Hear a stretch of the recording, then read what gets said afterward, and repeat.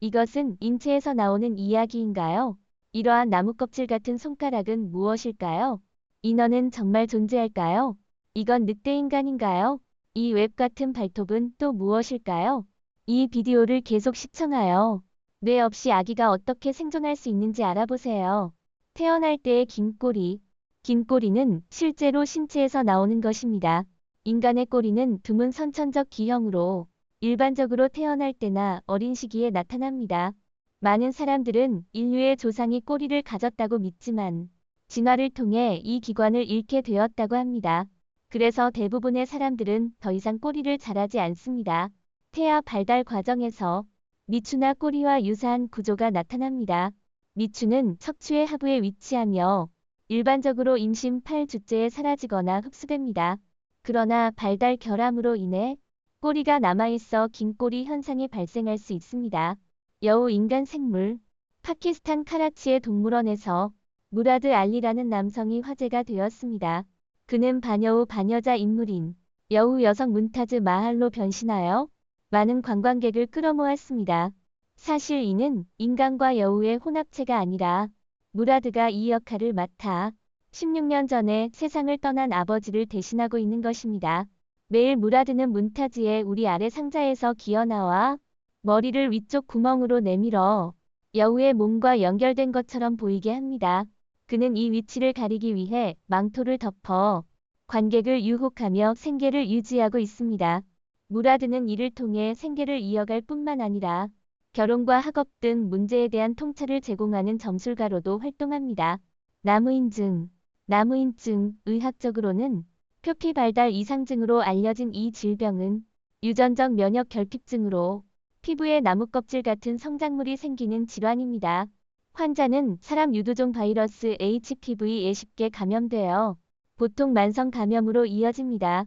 시간이 지나면서 감염은 바이러스성 사마귀와 색소성 염증 반점을 초래할 수 있습니다. 심각한 경우 환자의 피부는 나무 껍질처럼 자라게 됩니다.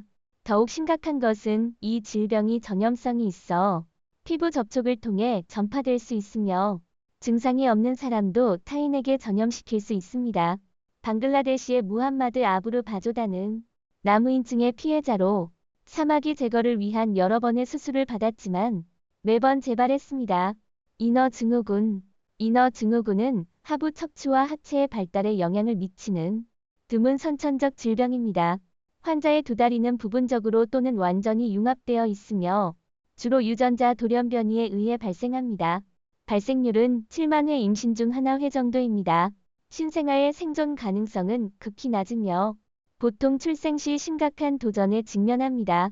시로는 이 질병의 희생자로 그녀의 두 다리는 하나로 융합되어 있으며 여러 내부 장기가 결핍되어 있습니다. 그녀는 신체의 폐기물을 처리하기 위해 두 개의 주머니에 의존하고 있습니다. 의사들은 그녀의 부모에게 그녀가 72시간을 넘기지 못할 것이라고 알렸지만 그녀는 13 생일을 축하했습니다. 그러나 11세가 되기 전에 세상을 떠났습니다. 두 얼굴 소녀. 로리는 생후 한 달 된 소녀로 극히 드문 두 개 안면 반복증을 앓고 있습니다. 이 질병은 머리와 얼굴 구조의 반복이 특징으로 그녀는 여분의 눈, 코, 입을 가지고 있습니다. 로리는 심지어 두 개의 입으로 음식을 먹고 동시에 눈을 깜빡일 수 있습니다. 그녀의 이상은 그녀를 마을에서 신적 존재로 만들었고 수많은 사람들이 그녀의 집으로 몰려와 경배하며 그녀를 힌두교 신의 화신으로 여기게 되었습니다. 그래서 그녀의 가족은 그녀에게 어떤 치료도 하지 않기로 결정하고 그녀의 탄생을 기적이라고 여기며 마을의 좋은 징조로 생각하고 있습니다. 발톱 모양의 발, 손발 분리 기형은 출생 시 존재하는 또 다른 신체 이상으로 일부 손가락과 발가락이 결여되어 발톱 모양으로 나타나는 특징이 있습니다.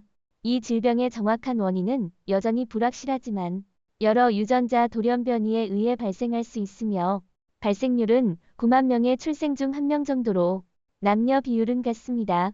대부분의 환자들은 활발한 생활을 할 수 있지만 일부는 심각한 운동 문제에 직면할 수 있습니다. 수술이 상황을 개선할 수 있지만 유전적 특성으로 인해 부모가 이 질병을 앓고 있다면 자녀도 유전될 가능성이 있습니다. 신경섬유종증. 신경섬 유종증은 드문 유전 질환으로 주로 신경과 피부의 양성 종양이 나타납니다. 일부 환자는 신경 증상이 뚜렷하지 않지만 피부 문제는 종종 매우 심각하여 환자의 생활에 큰 불편을 초래합니다. 이 질환은 유전성이 강하여 부모가 이 질환을 앓고 있을 경우 자녀가 15%의 확률로 유전받을 수 있습니다. 많은 사람들이 자녀가 영향을 받을까 걱정하여 출산을 포기합니다. 애슐리는 중증 환자로 그녀의 몸에는 수천 개의 종양이 생겨 통증과 가려움에 시달리고 있습니다. 거대 선천성 점은 흔한 피부 성장으로 일반적으로 무해한 짙은 갈색 반점입니다. 그러나 11세 소년 루카스는 그의 대부분의 신체를 덮고 있는 거대 선천성 점을 앓고 있습니다. 생존을 위해 그는 15회 이상의 수술을 받아야 했습니다. 이 점은 태어날 때부터 존재하며 신체가 성장함에 따라 커지며 때로는 40cm 이상으로 성장할 수 있습니다. 루카스의 상황은 그의 외모에만 영향을 미치는 것이 아니라 내부, 특히 뇌의 병변이 존재할 수 있어 그의 삶을 매우 어렵게 만듭니다. 늑대인간 증후군 즉 다모증은 신체 일부에 과도한 털이 자라는 의학적 증후군으로 비교적 드물지만 태어날 때부터 나타나거나 시간이 지나면서 발전할 수 있습니다. 이 질병은 치료 방법이 없으며 털이 얼굴이나 전신을 덮을 수 있어 환자에게 심리적 부담을 줍니다. 인도 출신의 13세 소년 립 파티달도 환자이며 어려움 속에서도 친구와 가족의 지지를 받으며 경찰이 되고 싶어 합니다. 또한 레리 고메즈는 자신의 경험을 바탕으로 연예계에서 성공하며 긍정적인 모습을 보여주고 있습니다. 노인 아이 데빈 스플리오는 겨우 19세에 조로증으로 빠르게 노화하고 있습니다. 이는 드문 유전 질환으로 어린이들이 태어날 때는 정상처럼 보이지만 첫 해에 성장 지연과 탈모 등의 증상이 나타납니다. 조로증은 단일 유전자의 오류로 인해 발생하여 비정상적인 노화 단백질이 생성되며 세포가 쉽게 파열되어 노화가 가속화됩니다. 대부분의 조로증 어린이들은 심장 문제나 뇌졸중으로 인해 평균 수명이 약 13년입니다. 데비는 20세에 세상을 떠났으며 많은 환자들보다 더 오랫동안 살았지만 여전히 이 질환의 가혹한 현실을 보여줍니다. 피부가 바질은 심각한 피부 각질증을 앓고 있으며 이는 피부의 원뿔형 돌기가 나타나는 피부 병변입니다. 피부 각질은 일반적으로 피부의 가장 바깥층에서 과도하게 성장하여 나타나며 주로 햇빛에 오래 노출된 노인에게 발생하거나 바이러스성 인유두종 바이러스 HPV 감염과 관련이 있습니다. 피부 각질은 대개 무증상이지만 경우에 따라 통증과 염증을 유발할 수 있습니다. 바질의 피부 각질은 발바닥에 위치해 있어 걸을 때 매우 힘들어합니다. 그는 칼로 제거해 보려 했지만 피부 각질은 항상 재생되었습니다. 결국 그의 의사는 수술을 권장하여 성공적으로 이 문제를 해결했습니다. 기형사지 이 기형사지는 느린 성장의 세균인 나병균에 의해 발생한 감염으로 신경, 피부, 눈, 코의 내벽에 영향을 미칠 수 있습니다. 조기 진단과 적절한 치료를 통해 이 질병은 치유될 수 있습니다. 나병은 한때 매우 전염성이 강하고 파괴적인 질병으로 여겨졌지만 쉽게 전파되지 않으며 치료가 매우 효과적입니다. 그러나 제때 치료하지 않으면 신경 손상으로 인해 손과 발의 장애, 마비 및 실명에 이를 수 있습니다. 외눈아이 아기 이집트에서 한 남자 아기가 태어나 큰 관심을 모았습니다. 그의 이마 중앙에 오직 하나의 눈만 존재하고 코는 없습니다. 의학계는 이 사례를 외눈증이라는 드문 선천적 결함으로 간주하며 이 이름은 그리스 신화의 외눈 거인에서 유래되었습니다. 의사들은 이 기형이 임신 중 어머니가 복용한 약물이나 방사선 노출과 관련이 있을 것으로 추측하고 있습니다. 외눈 외에도 이 남자 아기는 뇌, 심장 및 폐와 관련된 심각한 선천적 결함이 있었습니다.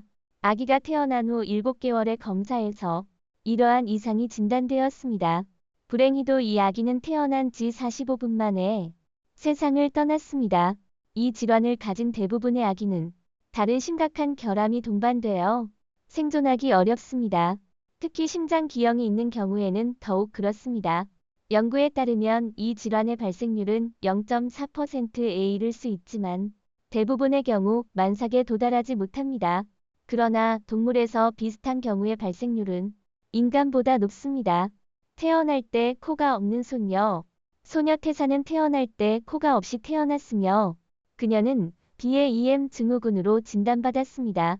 이 드문 질환은 코와 눈의 이상을 특징으로 합니다.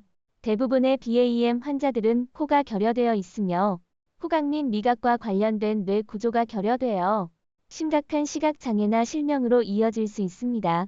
어려움 속에서도 태사는 여전히 희망을 잃지 않고 얼굴이 완전히 발달한 후 수술을 받을 계획을 세우고 있습니다. 그러나 모든 아이가 이런 기회를 갖는 것은 아닙니다. 엘리 톰슨이라는 소년도 눈에 띄지 않는 코로 인해 소셜미디어에서 유명해졌습니다. 의사들은 처음에 그가 성장한 후 코를 형성하거나 최소한 미용 코 수술을 하기로 결정했습니다.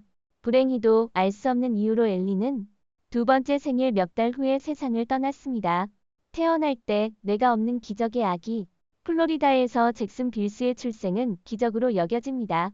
그는 태어날 때 대부분의 뇌 조직이 결여된 상태로 태어났으며 이는 문해증이라고 불리는 신경관 결함입니다.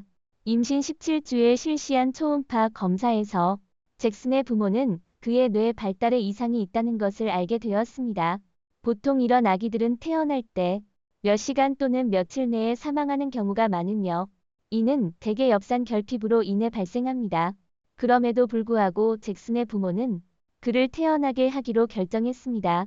의사들은 그가 최대 일주일밖에 살 수 없다고 예측했지만 예상 밖에도 잭슨은 첫 해를 무사히 넘기고 4번의 생일을 축하했습니다. 그는 5살 때 세상을 떠났습니다. 쥐 어린이. 파키스탄에는 쥐 어린이라고 불리는 집단이 있으며 그들은 긴 역사와 아픔을 지니고 있습니다. 이들은 일반적으로 긴 로브를 입고 머리는 작고 납작하며 거리에서 활동합니다. 그들의 외모 때문에 차도라의 쥐라고 불리기도 합니다. 어떤 문화에서는 신성한 존재로 여겨지기도 하지만 많은 불임자들이 건강한 아기를 얻기 위해 그들의 성지에 모입니다. 그들의 상태에 대한 많은 루머가 있지만 어떤 사람들은 그들의 머리가 중금속과 철봉으로 고정되어 있어 작은 머리 모양을 유지한다고 믿습니다. 그러나 이러한 주장은 근거가 없으며 대부분의 아이들은 두부 소형증을 앓고 있습니다. 이는 출생 결함으로 아기의 머리가 정상 범위보다 작고 보통 뇌 발달 이상과 동반됩니다. 액체로 가득 찬 머리. 인도 출신의 2살 소녀 루나는 수두증으로 고통받고 있습니다. 이는 뇌척수액이 뇌내의 액체 공간에 과도하게 축적되어 정상적인 액체 배출이 방해받고 주변 뇌 조직을 압박하여 머리가 계속 커지는 상황입니다. 수두증은 경련, 뇌 손상, 심지어 생명을 위협할 수 있습니다. 모든 연령대에서 발생할 수 있지만 특히 유아와 60세 이상의 성인에게서 흔합니다. 외과 수술을 통해 의사들은 뇌척수액의 정상 수준을 회복하고 수두증으로 인한 다양한 증상을 관리할 수 있습니다. 루나의 머리 크기는 정상의 3배가 되어 지름이 94cm에 이르렀습니다. 그녀는 8번의 수술을 받았고 머리 둘레를 94cm에서 58cm로 줄였습니다. 불행히도 루나는 치료를 받는 중요한 시기에 5살에 세상을 떠났습니다. 머리 위에 이물질. 이 영상은 불편할 수 있습니다. 한 소년의 머리에는 수많은 머릿니가 가득 차 있습니다.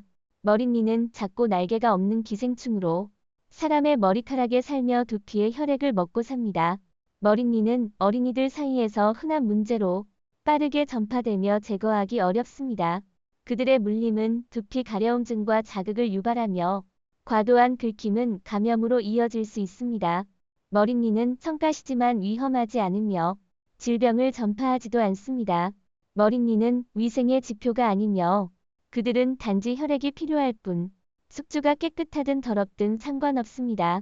머릿니는 머리카락 사이에서 분당 나이트 인치의 속도로 이동할 수 있지만 비행이나 점프는 할 수 없습니다.